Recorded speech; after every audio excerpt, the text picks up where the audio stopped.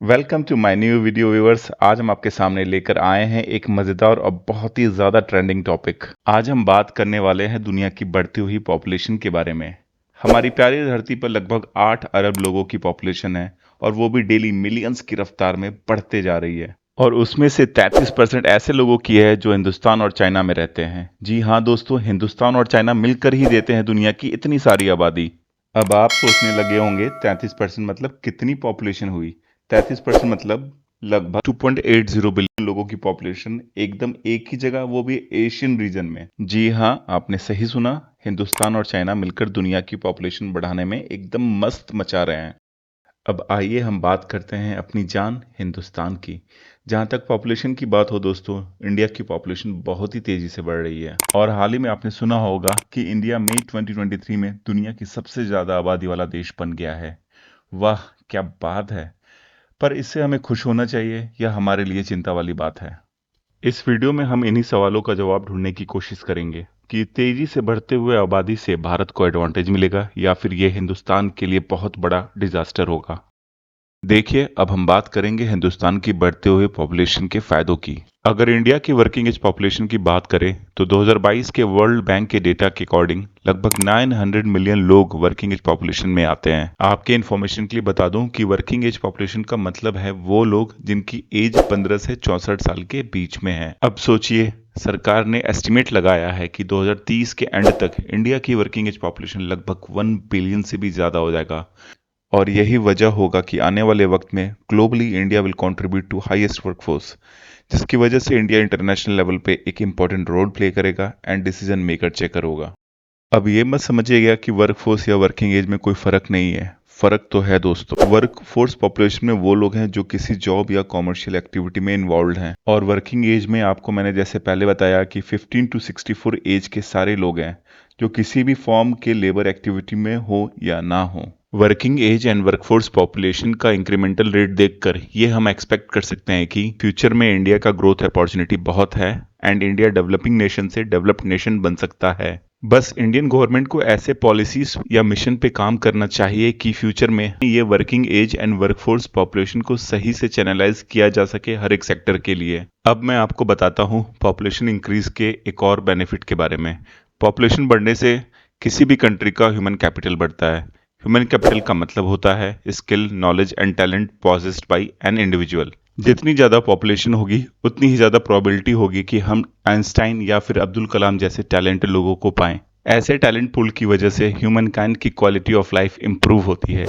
Recent past में ऐसे talented लोगों की वजह से हमारा टेक्नोलॉजिकल एंड कल्चरल ग्रोथ काफ़ी तेज़ी से हुआ है, और इसी का नतीजा है कि ह्यूमन कैपिटल इंडेक्स में भी इंडिया इंक्रीजिंग ट्रेंड शो कर रहा है। अब हम बात करते हैं economic development and economies of scale की।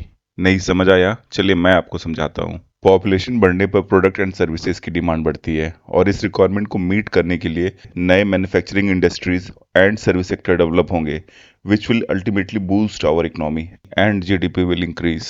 रही बात इकोनॉमीज ऑफ स्केल की, इसको ऐसे समझते हैं, population increase will lead to demand increase of product and services and this will increase pressure on existing resources. अब लिमिटेड रिसोर्सेज के साथ डिमांड मीट करने के लिए किसी भी कंट्री को प्रोडक्टिविटी बढ़ानी होगी एंड टेक्नोलॉजिकल इनोवेशन करना होगा। तभी जिस रेट से डिमांड बढ़ेगा उसी रेट से प्रोडक्ट एंड सर्विस भी सप्लाई कर पाएंगे। इसे हम लैंड फार्मिंग के एक एग्जांपल से समझते हैं, जहां आज से 200-250 साल पहले फार्मर्स की आउटपुट बहुत लिमिटेड थी क्योंकि उस वक्त टेक्नोलॉजिकल इनोवेशन एंड प्रोडक्टिविटी बहुत कम थी। बट जैसे जैसे पॉपुलेशन बढ़ा और लिमिटेड रिसोर्सेज लैंड पे प्रेशर बढ़ा तो टेक्नोलॉजी इवॉल्व हुई, इनोवेशन हुआ, जिसके हेल्प से हमारी फार्मिंग आउटपुट भी इंक्रीज हो गई। एंड सिमिलरली दूसरे सेक्टर्स में भी हमारी प्रोडक्टिविटी ऐसे ही बढ़ेगी और इकोनॉमीज ऑफ स्केल अचीव होगा। अभी तक हमने बात कर ली आबादी बढ़ने के बेनिफिट्स के बारे में। चलिए अब मैं बताता हूँ ये बढ़ती हुई आबादी का इंडिया को डिसएडवांटेज क्या हो सकता है।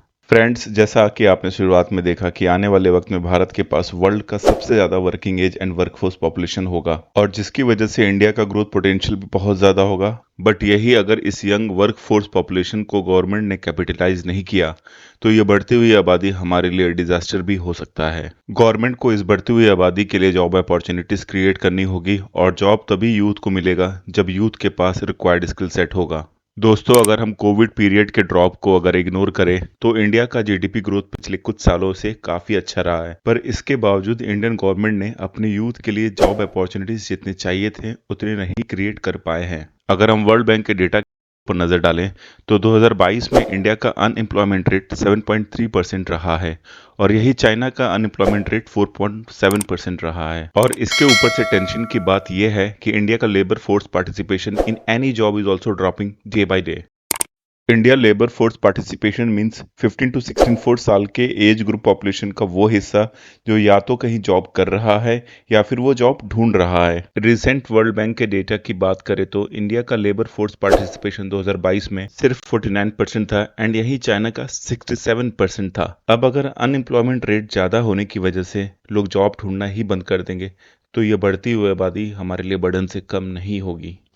अब मैं आपको बताता हूँ पॉपुलेशन बढ़ने के अगले डिसएडवांटेज के बारे में, जो कि है इन्वायरमेंटल इश्यूज। पॉपुलेशन बढ़ने से इन्वायरमेंटल कंसर्न भी बढ़ जाते हैं जिसका एडवर्स इफेक्ट होता है प्लैनेट पे। Carbon emission, construction and agricultural land की रिक्वायरमेंट भी बढ़ जाती है विच लीड्स टू डिफॉरेस्टेशन। यही नहीं, हमारे नेचुरल रिसोर्सेज भी एक्सपोनेंशियली डिप्लीट होते हैं। पॉपुलेशन इंक्रीज की वजह से air, water and land pollution भी बहुत तेजी से बढ़ता है एंड अल्टीमेटली जिसका असर हम इंसानों की हेल्थ पर पड़ता है और जिसकी वजह से हम इंसानों को क्रिटिकल इलनेस होने लगती है जैसे कि कैंसर या अस्थमा। इसके बाद अगला डिसएडवांटेज पॉपुलेशन इंक्रीज का है कंजेशन। एक छोटे से स्पेस में अगर ढेर सारे लोग आ जाएंगे तो कंजेशन होगा, जैसे कि रोड कंजेशन। हमने देखा है आजकल हमें रोड्स पर अक्सर कंजेशन देखने को मिलता है। एक स्टडी के according road congestion costs India GDP 1 to 1.5%, जो इंडिया की इकोनॉमी के लिए ह्यूज लॉस है। कंजेशन की वजह से हमारा वक्त, fuel and productive work hour की बर्बादी होती है जो हमारे इकोनॉमिक ग्रोथ को डिरेल करता है। दोस्तों, आबादी बढ़ने के कुछ फायदे हैं और कुछ नुकसान भी। बस पॉलिसी मेकर्स को सही डायरेक्शन में काम करते हुए बढ़ती हुई आबादी के बेनिफिट लेने हैं एंड कोशिश ये करना है कि नुकसान कम से कम हो। इसी के साथ मैं ये वीडियो यही एंड करता हूँ। आपको ये वीडियो कैसा लगा प्लीज़ कमेंट करके ज़रूर बताएं।